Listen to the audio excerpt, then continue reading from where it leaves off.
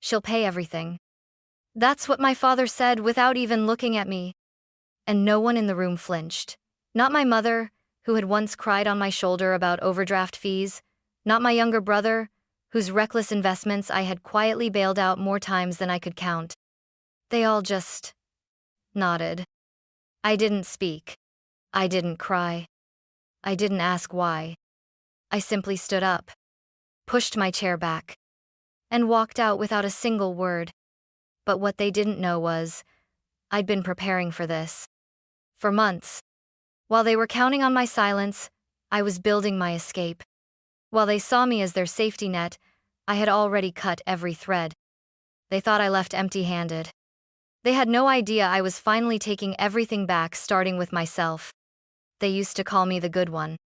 The responsible daughter. The strong one. The one who remembered birthdays, brought wine to Sunday dinners, and picked up the check. Just this once. Except it was never just once. It was every time. When I was 22, I put off graduate school to help cover my dad's surgery bill. When I was 27, I co-signed on a car loan for my brother Evan after he tanked his credit. When I was 30, I gave my parents $15,000 for roof repairs they said insurance wouldn't cover. I never saw a single receipt. And every time I handed over money, they said the same thing.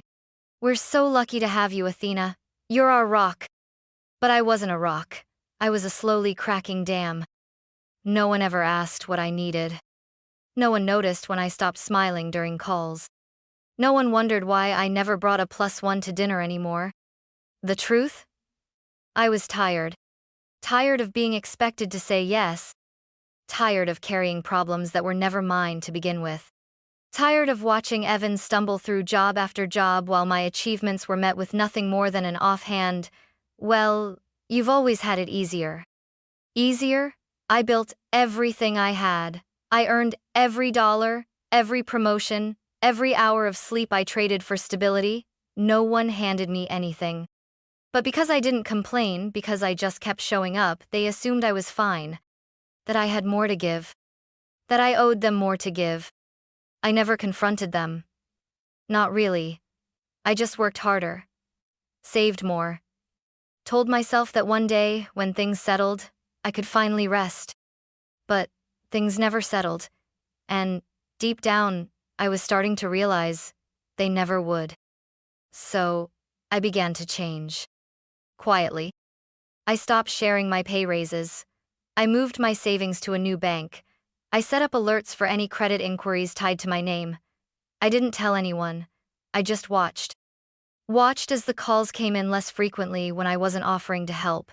Watched how quickly the warm, "We miss you" messages faded when I didn't volunteer to cover someone's rent. Watched how invisible I became the moment I stopped being useful. I was no longer the good daughter. I was just the one who'd stopped giving. And in my family that meant I was a threat. The shift didn't happen all at once. It came in small, almost imperceptible ways, like a picture frame tilting slowly on the wall until one day, you finally notice it's off balance. It started with a strange voicemail from my mother. "Hey, honey, call us when you get a second. We need to, talk about something." No emergency, no context, just something. And something in her voice felt rehearsed, like she was trying to sound casual but couldn't quite pull it off. A few days later, Evan texted me. "Hey, you coming to dinner Sunday? We've got some stuff to run by you." Run by me? They never used that phrase. My family didn't run things by me, they just assumed I'd show up and help. I didn't respond right away. Instead, I did what I always do when I sense things slipping. I dug. I logged into my credit monitoring account. No red flags. I checked the deed to my condo still, solely under my name. Then, I opened my financial binder, the one I kept hidden behind the cleaning supplies under the sink. It was organized, color-coded, precise like me. Bank statements, transfer records, emergency fund breakdowns, a printed spreadsheet titled, "Unreturned Family Contributions." There it was, line after line. 5-0. Evan's tuition shortfall. 12-0. Mom's dental implants. 9, 700. Family emergency. Never specified. Total, 81, 650. None of it ever came back. I closed the folder slowly, like shutting a coffin. The following Friday, my dad called. Athena, we're having a family meeting on Sunday after dinner. Just us, nothing serious. We just want to talk through a few things as a family. I stayed silent long enough that he added, we'll keep it short. Family meeting? That had never existed in our household. We weren't the type to sit around and talk. We were the type to shove issues under the rug and pretend they didn't exist. That's when I knew. Whatever this was, it wasn't casual. It wasn't a discussion. It was a setup. And I had a decision to make. Walk in blind like I used to? Or walk in ready? I chose something in between. That Sunday, I showed up with a neutral smile, a blank notebook, and a calm that wasn't real. I sat at the table like a guest in my own family. I listened. I waited. And when my father leaned back in his chair and said without hesitation, Athena can pay for it, I didn't blink. They had finally said it out loud. And I was done pretending not to hear. We sat in the living room like strangers dressed as family. Mom had made roast chicken. Evan drank soda straight from the can. Dad wore his favorite worn flannel, the same one he used to wear when I was little, and still believed he could fix anything. They chatted about meaningless things, traffic, the neighbor's new car, a coupon Evan found for winter tires. The longer it dragged on, the more certain I became. They were stalling. Then it shifted. Dad cleared his throat. Mom folded her hands. Evan leaned back like he was waiting for a presentation. Athena, my father began, like he was reading from a pre-approved script. Your brother's in a difficult situation, a lawsuit, some miscalculations. The details aren't important, but the amount is significant. He didn't meet my eyes. It's 210, 0, Evan said, like it was the weather forecast. I have 30 days before it goes to court. I didn't move. We've talked it over, Mom said quickly. And we think the best solution is for you to help. Just until Evan can get back on his feet. I waited. My father's voice came low and flat, like he'd practiced it in the mirror. She'll pay everything. Not could. Not maybe. Will. That was the moment. That single sentence unzipped something in my chest. I looked at each of them, not with anger, not even hurt, just understanding. Like I was finally seeing the full picture, one I'd been too loyal, too tired, or too hopeful to admit was real. They weren't asking. They had decided. Because in their minds, I wasn't Athena, the person. I was Athena, the provider, the bailout, the fallback plan. And when you've always been dependable, silence becomes consent. But not this time. I didn't cry. I didn't raise my voice. I didn't explain how much they'd taken from me over the years. I stood up, tucked in my chair, smoothed my coat, and walked toward the door. Wait, Athena? Mom's voice rose behind me, brittle with confusion. I kept walking. Athena, can we just... I closed the door behind me before she finished. No slamming, no theatrics. Just an ending. I didn't go home that night. Not to the apartment with the framed family photo in the hallway. Not to the freezer full of lasagna I'd made for dinners. I was always too tired to eat. I drove for hours instead. No destination, just movement. Silence clung to me like fog. Not the cold, cruel kind. The clean kind, the kind that settles after a fire burns itself out. My phone buzzed. Mom, where did you go? Dad, we need to finish the conversation. Evan, seriously? You're just going to leave? I didn't answer. Instead, I parked in front of a quiet 24-hour diner.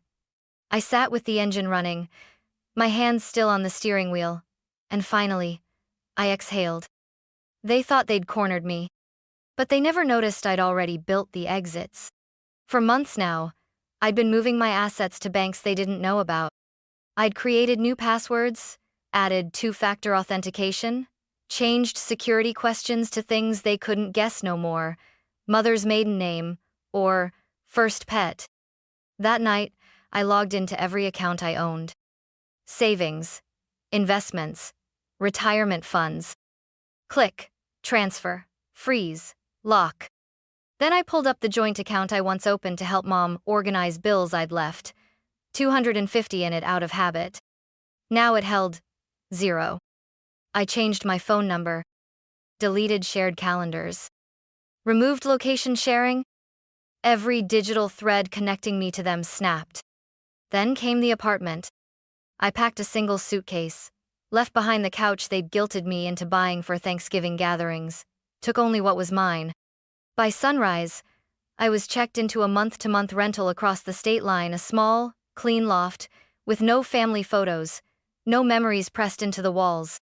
It was quiet. Not lonely. Not sad. Just mine. By the end of that week, the texts turned to guilt. We raised you better than this. Your brother is in trouble. This isn't how family works. And then came the plea that told me everything I needed to know. We don't have anyone else. Exactly. They didn't have me anymore either. The number was unfamiliar. I almost didn't pick up. I was sitting on the floor of my temporary apartment, folding the same 3 sweaters into a drawer I didn't plan to use for long. The room smelled faintly of new paint and old wood, a blank slate. But something told me it was him. Hello? There was a pause. Then, his voice. Athena. Just my name. No apology, no greeting, just that it meant something. I said nothing. Look, I get it. You're mad, Evan said. But this isn't just about you, okay? This is about family. There it was. That word again. The one they used like a net, warm enough to sound loving, strong enough to trap. You didn't even say anything, he continued. You just walked out. You ghosted us. No, I said flatly. I walked away. There's a difference. You could have said something? You weren't listening, I cut in. None of you were. You'd already decided what my answer would be. You just wanted me there to nod and write the check. The silence on his end crackled like static. I'm going to lose everything, he finally said. Softer now. The apartment. The car. Maybe even jail time. You should have thought of that before you gambled with people's money. I didn't gamble, okay? You lied, Evan, I snapped. You lied to investors, you lied to Mom and Dad, and now you want me to clean it up. Again. His voice cracked. I'm your brother. I closed my eyes and opened the drawer. Neatly stacked sweaters. Nothing dramatic. Just order. Just mine. I know, I said. And that's the saddest part. You're really going to let me go to jail? I'm not letting you do anything, I said calmly. You made choices. I'm making mine. Jesus, Athena, he whispered.